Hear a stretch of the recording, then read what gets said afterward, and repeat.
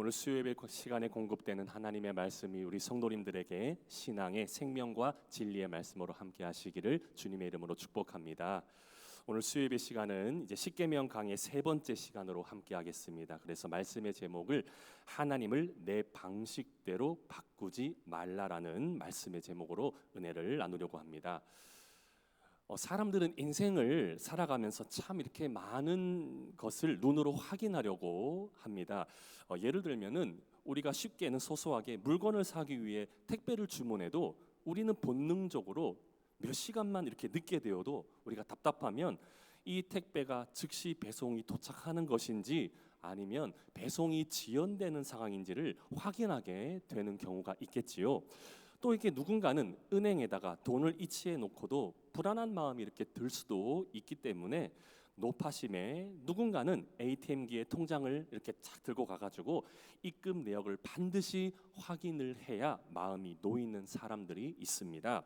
이처럼 오늘날 사람들은 내 눈에 확실히 확인이 되고 확실히 보이는 그것을 통해서 안심하는 시대를 살아간다는 이야기라는 것입니다. 그런데 이러한 생각들이 어느 순간에 우리의 신앙에도 이미 슬며시 시작하고 있었다는 것 혹시 느끼셨는지 모르겠습니다. 마치 이런 말들이 좀 맞을 것 같아 보이는데요. 하나님의 존재도요, 조금은 내 눈에 확실하게 보였으면 좋겠어요. 또 하나님이 정말 나와 함께 계신다는 증거가 확실히 나에게도 확인이 되었으면 좋겠습니다. 혹은 내가 원하는 방식으로 하나님의 역사가 이루어졌으면 좋겠다. 이런 말들을 우리가 흔히들 많이 하는 것 같습니다. 아마도 오늘날 우리에게도 희망사항일 테죠.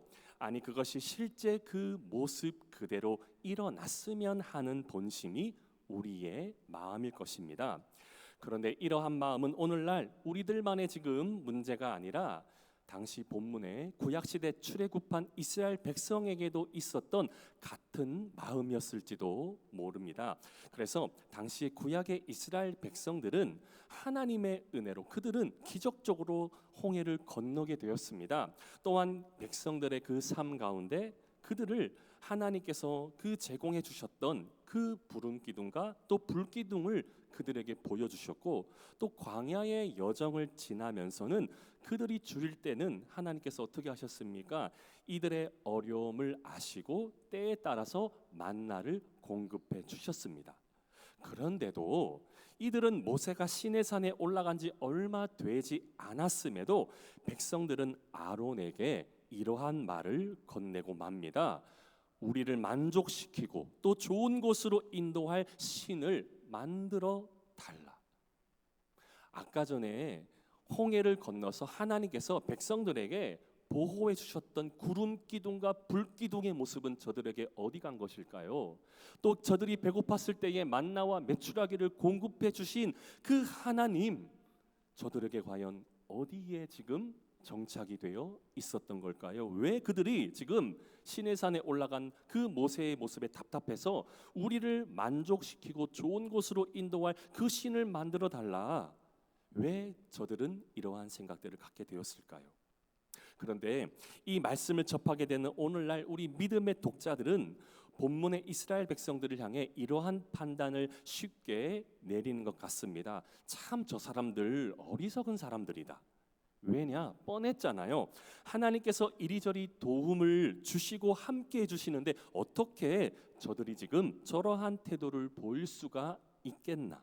마치 지금 이러한 생각들이라는 것이지요. 그러나 조금만 깊이 들여다보면은 놀라운 모습을 발견하게 됩니다. 방금 구약의 이스라엘 백성들은 지금 본질적으로는 여호와 하나님을 버리고 싶었던 것이 아닙니다. 좀 솔직하게 표현하자면 여호와 하나님을 자신들이 이해하기 쉬운 모습으로 바꾸고 싶었던 마음들이 저들의 모습이었다는 겁니다. 그래서 금송아지를 만들어 놓고 이렇게 그들이 외치지요. 이스라엘아, 이는 너희를 애굽 땅에서 인도하여 낸 너희의 하나님이라. 보세요. 백성들은 마치 지금 다른 신을 소개한 것이 아닙니다. 여호와 하나님을 감히 금송아지의 모습으로 바꾸어 버렸던 것. 성도님들, 바로 이 모습이 오늘 제2계명의 핵심이 무엇인지를 우리에게 분명히 짚어주는 부분이라는 겁니다. 많은 사람들은 10계명, 특히나 오늘 이 2계명을 단순히 눈에 보이는 어떤 조각의 형상과 같은 우상을 만들지 말라라는 그 정도로만 이해하고 넘어갑니다. 그러나 하나님께서 진정으로 원치 않으셨던 것은 단순히 나무나 돌을 깎아 만드는 형상의 그 우상만을 우상이라고 가리키는 것이 아니라 더 깊고 심각한 우상에 대한 문제는 하나님의 존재를 가지고 내 생각대로 규정하고 내 방식대로 이해하고 내가 원하는 모습으로만 바꾸려는 그 마음이 더 심각한 문제라는 것입니다. 사람들은 손으로 우상을 만들지 않아도 마음속으로는 얼마든지 하나님을 왜곡시킬 수가 있습니다. 그래서 어떤 사람은 하나님께서 아무 말씀이 없다고 판단하면 하나님을 쉽게 여기고 마치 하나님께서는 없으시다고 여기면서 아주 그냥 심판하지 않는 분으로도 생각하는 경향들이 있다는 겁니다. 또한 하나님의 존재를 그분께서는 마치 은혜로우시고 자비로우시고 축복만 주시는 분으로만 생각하기도 하면서 또 어떤 사람은 하나님을 내 성공을 온전하게 돕는 존재 정도만 여기는 사람들도 있다는 겁니다. 그러나 성경은 분명하게 말씀합니다. 하나님의 가치와 존재는 우리가 우리 맘대로 만들어내는 존재가 되시는 분이 아니라, 성도님들 기억해야 됩니다. 하나님께서는 스스로 친히 자신을 계시하는 분이시라는 것, 감히 인간의 기준과 인간의 최고의 지식으로도 표현할 수 없는 하나님의 존재. 그래서 출애굽기 3장 14절에 근거되는 말씀이 있습니다. 하나님이 모세에게 이르시되 나는 스스로 있는 자이니라. 또 이르시되 너는 이스라엘 자손에게 이같이 이르기를 스스로 있는 자가 나를 너희에게 보내셨다 하라. 따라서 오늘 우리가 살펴볼 10계명의 제2계명을 통해서 하나님께서는 왜 우상의 형상을 금하셨는지, 그리고 그 말씀이 오늘날 우리의 신앙과 어떤 관계가 있는지를 잘 한번 살펴보도록 하겠습니다. 자, 본문 4절로 다시 한번 가보겠습니다. 4절 말씀에 너를 위하여 새긴 우상을 만들지 말고 또 위로 하늘에 있는 것이나 아래로 땅에 있는 것이나 땅 아래 물속에 있는 것에 어떤 형상도 만들지 말며. 여기서 새긴 우상, 페셀이라는 이 말은요, 이 단어는 단순한 우상이라는 뜻보다 조각하여 만든 것, 사람의 손으로 깎아 만든 형상이라는 의미를 갖습니다. 그런데 여기서 지금 중요한 것은 조각을 만든 그 형상에 대한 기술이 문제가 아니라는 겁니다. 정말로 심각한 영적인 문제는요, 지금 무한하신 하나님을 유한한 모양 형상 안에 가두려는 이 생각과 그에 따른 행위가 문제가 된다는 겁니다. 지금 사람들이 우상을 깎아서 그것이 마치 하나님처럼 마치 그것들을 유한한 모양의 형상을 가지고 자신들의 생각과 그들이 생각하는 것들로 만들어내는 어떤 그러한 지금 행위들이 더 큰 문제라는 거예요. 하나님께서는 분명 창조주이십니다. 거기다가 시간과 공간을 초월하시는 분이시지요. 그 어떠한 피조물도 감히 그들의 방식으로 하나님의 존재를 온전히 담아낼 수가 없습니다. 그런데 인간은 자꾸 하나님을 자신이 이해할 수 있는 크기로만 자꾸 줄여 놓으려만 합니다. 조금 쉽게 비유해서 하나님을 저는 마치 넓은 바다를 가지고 작은 컵에 한번 담아보려는 것과 같다라는 생각이 듭니다. 성도님들, 어떻게 그 넓은 바다를 컵 안에 담아낼 수가 있을까요? 굳이 컵 안에다가 바다를 담는다고 가정하면 뻔한 것이지만 이 컵 안에 들어올 수 있는 것은 바닷물 몇 그램 정도는 들어올 수는 있겠지요. 그런데 컵 안에 어찌 그 바다의 전체를 담아낼 수가 있느냐는 겁니다. 그런데 몇몇 사람들이 종종 방금 전과 지금 이 같은 방식으로 하나님을 그렇게 이해하려고만 합니다. 내 경험 속에서만 하나님을 이해하려고 하고 내 상식 안에서만 하나님을 판단하거나 내가 이해되지 않으면 하나님도 아니라고 말하는 경우도 있다는 거예요. 그러나 성도님들, 하나님께서는 어떠한 분이십니까? 우리의 이해보다 언제나 크신 분이 우리 여호와 하나님. 그래서 근거되는 하나님의 말씀 이사야서 55장 8절에 이렇게 기록하지요. 이는 내 생각이 너희의 생각과 다르며 내 길은 너희의 길과 다름이리라. 여호와의 말씀이니라. 사랑하는 성도님들, 오늘 십계명 제2계명이 가르치는 우상의 문제는요, 단지 하나님의 존재를 없애는 것만이 아닙니다. 성도님들, 우상의 본질은요, 오늘 이 계명을 통해서 우리가 좀 습득하고 새겨져야 될 말씀, 자꾸만 하나님을 작게 만드는 것입니다. 하나님의 높으신 가치를 자꾸만 인간의 수준으로 축소시키는 것, 이것이 바로 우상이라는 것입니다. 그래서 제2계명은 단순히 나무를 깎지 말라고 마치 명령하는 말씀만이 아니라 하나님을 내 수준으로, 사람의 수준으로 축소시키지 말라는 하나님의 거룩한 선언이라는 것을 기억하시기를 주님의 이름으로 축복합니다. 따라서 이 사실을 가장 잘 보여주는 사건이 바로 출애굽기 32장에 나타났던 금송아지 사건이었죠. 백성들은 애굽의 노예 시절에 황소를 신성시하던 문화들을 자주 보았을 겁니다.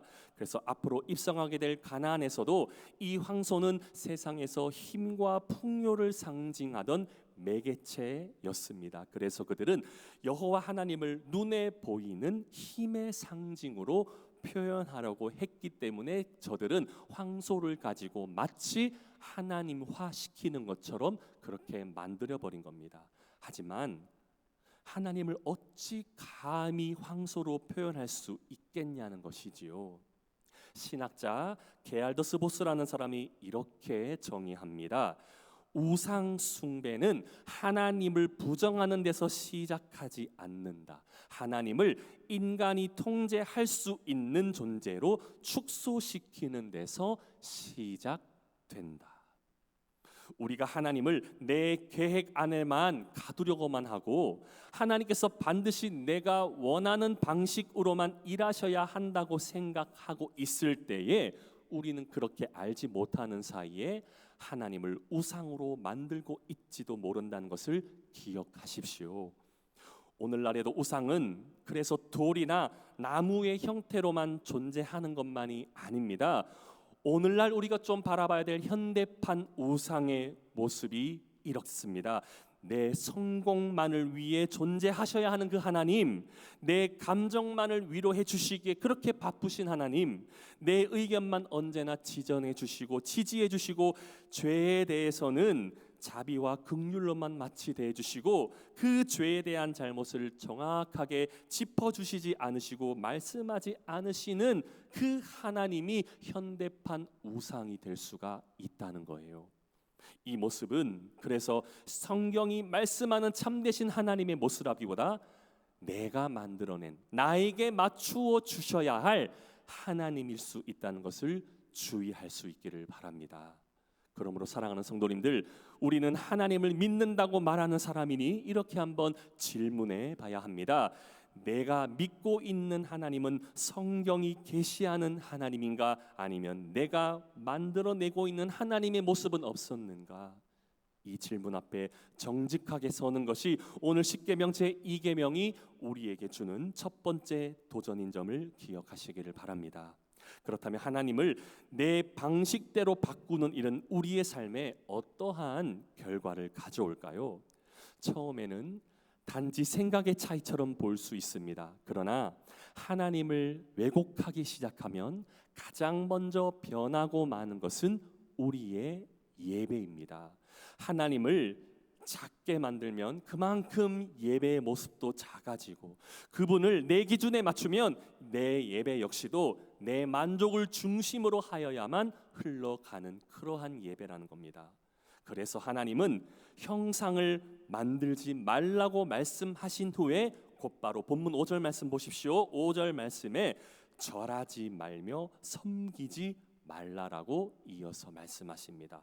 왜냐하면 하나님에 대한 왜곡은 반드시 어떻게 이어지게 되느냐?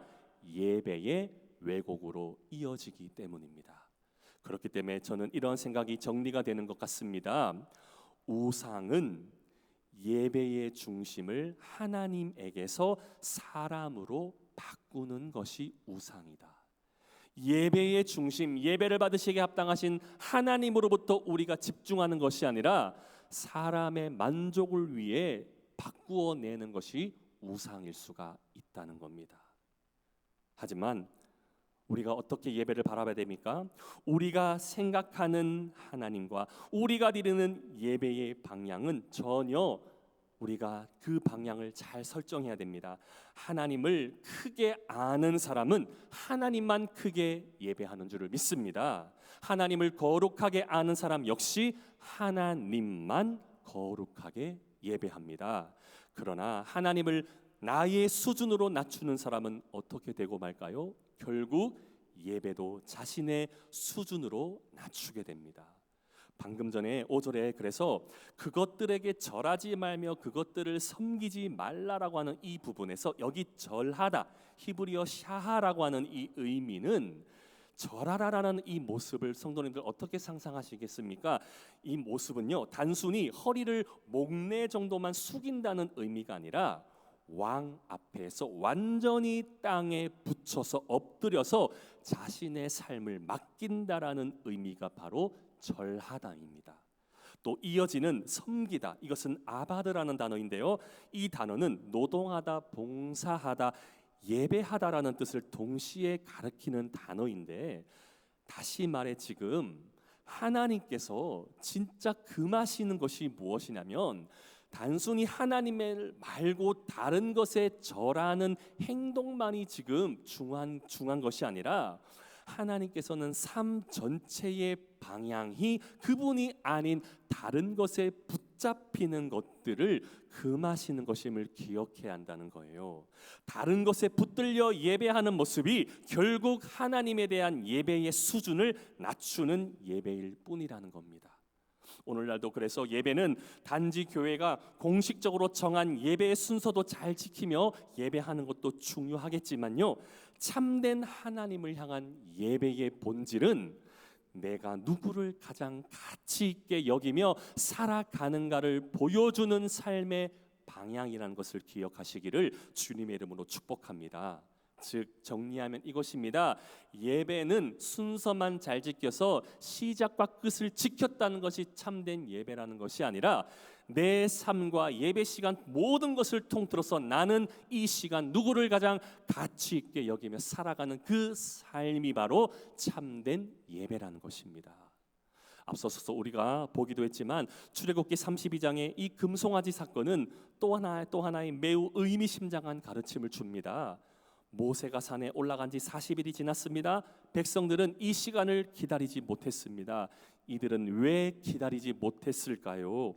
눈에 보이지 않는 하나님보다 눈에 보이는 신이 그들에게 더 편했기 때문입니다.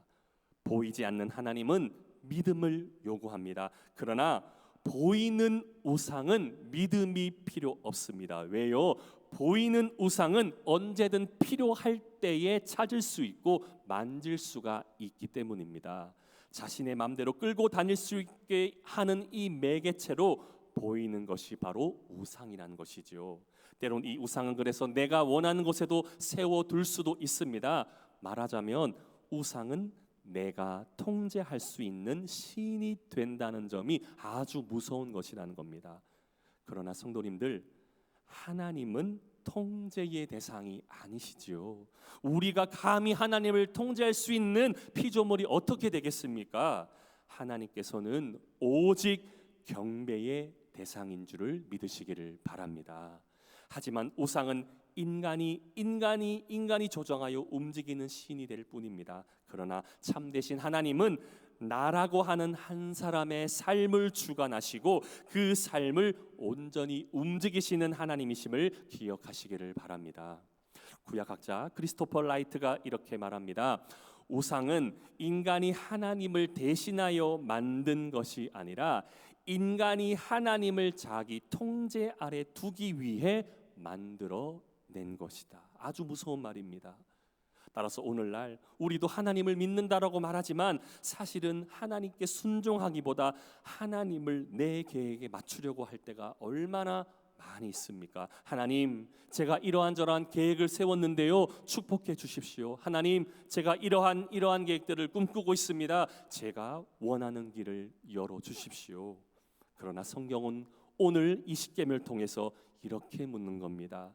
우리의 계획을 달라고 하면 기도를 하는 것인가? 아니면 정말 우리는 하나님의 뜻을 따르며 기도하고 있는 사람들인가?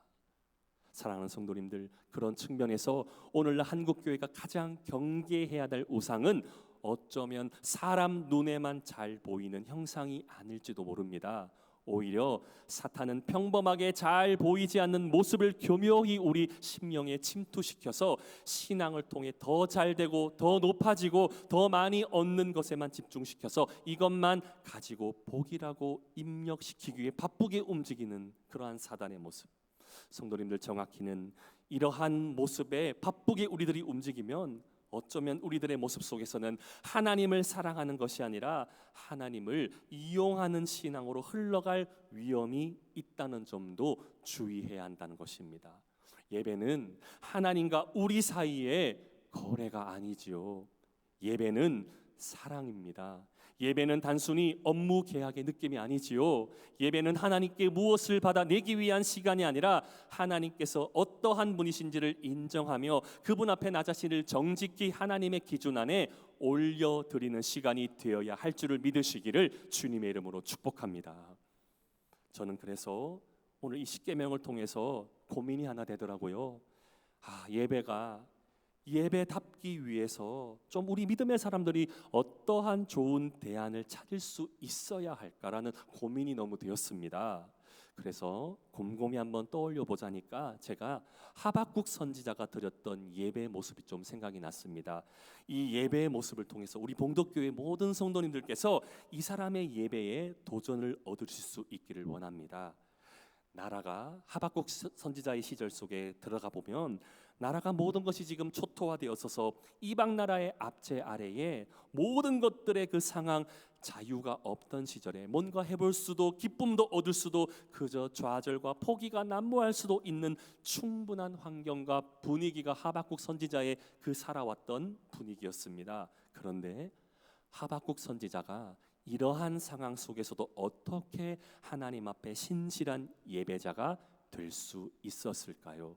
성도님들에게 하박국 3장 17절에서 18절 말씀으로 함께 소개해드리겠습니다. 하박국서 3장 17절과 18절에 하박국이 예배하던 모습을 이렇게 소개합니다. 비록 무화과 나무가 무성하지 못하며 포도나무에 열매가 없으며 감람나무에 소출이 없으며 밭에 먹을 것이 없으며 우리의 양이 없으며 외양간에 소가 없을지라도 우리 함께 읽어볼까요? 나는 여호와로 말미암아 즐거워하며 나의 구원의 하나님으로 말미암아 기뻐하리로다. 아멘. 성도님들, 솔직히 우리의 관심은 무화과 나무가 무성했으면 좋겠지 않았습니까? 포도나무에 열매가 가득한 모습을 보고 싶지 않았습니까? 감람나무에 좀 소출이 많아져서 좀 많이 팔아서 이익을 남겨볼 그런 마음들이 우리가 가지고 있는 축복의 마음이 아니었을까요? 그런데 하박국 선지자는 이러한 상황 속에 지금 환경과 상황에 집중하지를 않고 오히려 나는 여호와 말미암아 그 하나님으로 말미암아 기뻐하는 삶을 살겠다는 이 예배를 지금 드렸던 것입니다. 현재 상황은 그랬죠. 무엇들이 부족하였고 무엇들도 지금 전혀 하박국 선지자의 주변에는 없었습니다. 인간적으로 보기에는 예배할 상황도 예배할 기분도 전혀 상황적으로는 이루어질 수 없었습니다. 그런데 왜 하박국은 예배할 수가 있었습니까? 아까도 우리가 방금 전 읽었지만 마지막 하박국의 고백이 답이었지요. 나는 여호와로 말미암아 즐거워하며 나의 구원의 하나님으로 말미암아 기뻐하리로다. 감람나무의 소출과 양이 무성하고 무언가 소득이 많아서 기뻐하는 예배가 아니라 여호와 한 분으로 말미암아 즐거워하고 기뻐할 수 있는 예배, 우리 봉독교회 예배가 되시기를 주님의 이름으로 축복합니다. 사람이 많아도, 성도님들, 예배는요 사람이 많아도 하나님이 계시지 않으면 예배는 하나님이 기뻐하시는 예배가 될 수가 없는 것입니다. 그러나 우리 예수님께서도 이러한 말씀으로 우리에게 위로해 주시고 힘을 주셨던 말씀이 있습니다. 마태복음 18장 20절 말씀 한번 볼까요? 마태복음 18장 20절에 예수님이 관심 있어 하시는 공동체의 모습, 두세 사람이 내 이름으로 모인 곳에는 나도 그들 중에 있느니라.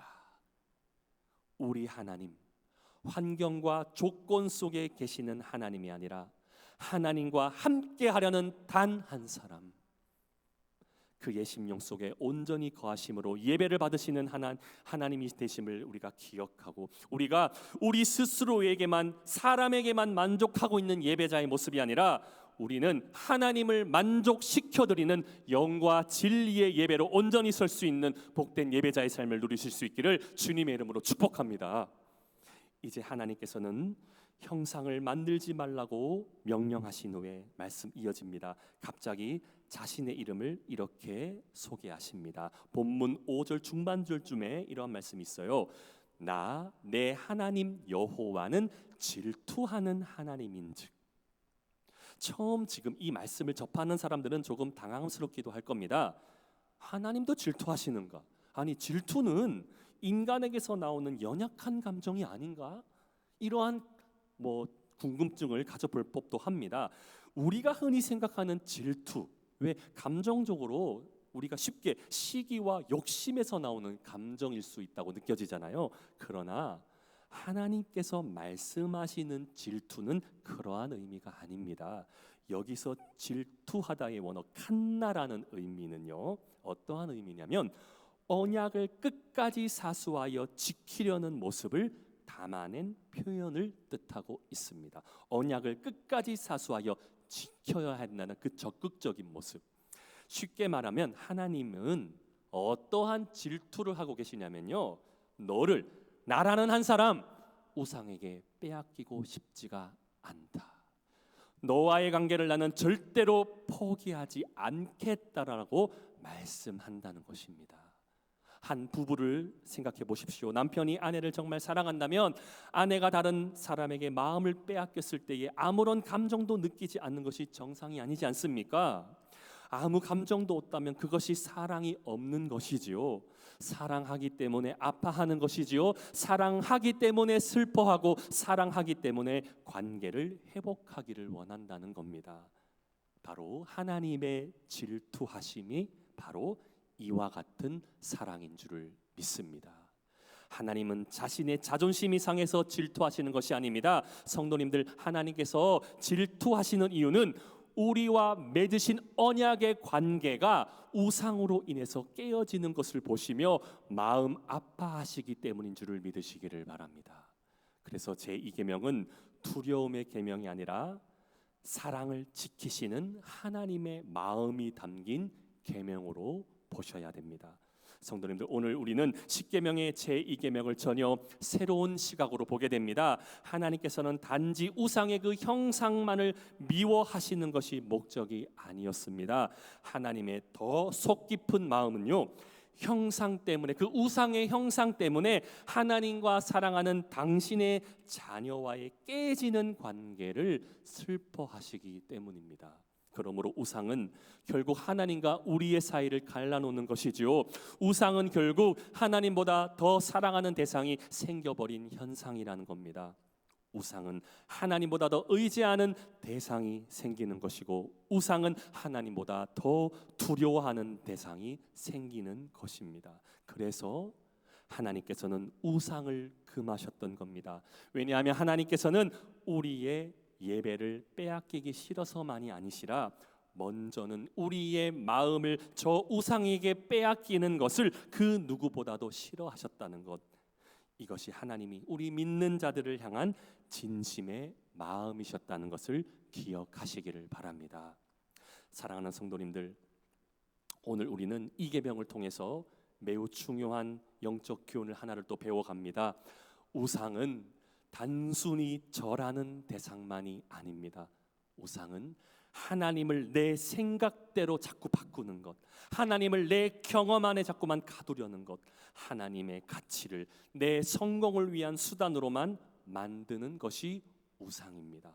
그렇기 때문에 성도님들, 참된 신앙은 하나님을 내 수준으로 끌어내리려는 것이 아니라, 기억하십시오, 내 삶을 하나님께 온전히 올려드리는 것임을 기억하시기를 주님의 이름으로 축복합니다. 말씀을 맺습니다. 오늘 십계명의 이 계명을 어떻게 보셨습니까? 단순히 이 말씀은 우상을 그냥 작업처럼 만들어내라, 만들기식으로 만들지 말라, 어떤 이러한 명령의 말씀만이 아니었습니다. 나를 내 생각대로 만들지 말고 내가 계시한 그대로 나를 만나야 한다라고 말씀하시는 하나님의 진심 어린 촉청장이 담겨 있다는 것을 기억하십시오. 그러므로 우리의 신앙은 하나님을 내 뜻에 맞추는 것이 신앙이 아니라 내 뜻을 하나님 앞에, 하나님의 뜻 앞에 내려놓는 신앙이 되어야 할 줄을 믿습니다. 또한 우리의 예배 역시가 하나님께 무엇을 얻기 위한 시간이 아니라 하나님께서 어떠한 분이신지를 기뻐하면서 그분 앞에 엎드리는 시간으로 나아가야 될 줄을 믿습니다. 그래서 오늘도 우리의 마음속에 숨어있는 모든 우상을 오늘 이 십계명의 제2계명 우리 성령께서 드러내시고 오직 예수 그리스도를 통해서 자신을 나타내신 참 하나님만을 경외하는 마음이 오늘 말씀을 통해 우리 성도님들에게 생성되셔서 날마다 우리의 생각보다 크시고 우리의 계획보다 선하시며 우리의 삶을 가장 아름답게 이끄시는 하나님만 온전히 예배하는 악바 하박국 선지자와처럼 그렇게 예배할 수 있는 저와 성도님들의 삶이 되시기를 우리 주 예수 그리스도의 이름으로 간절히 축원합니다.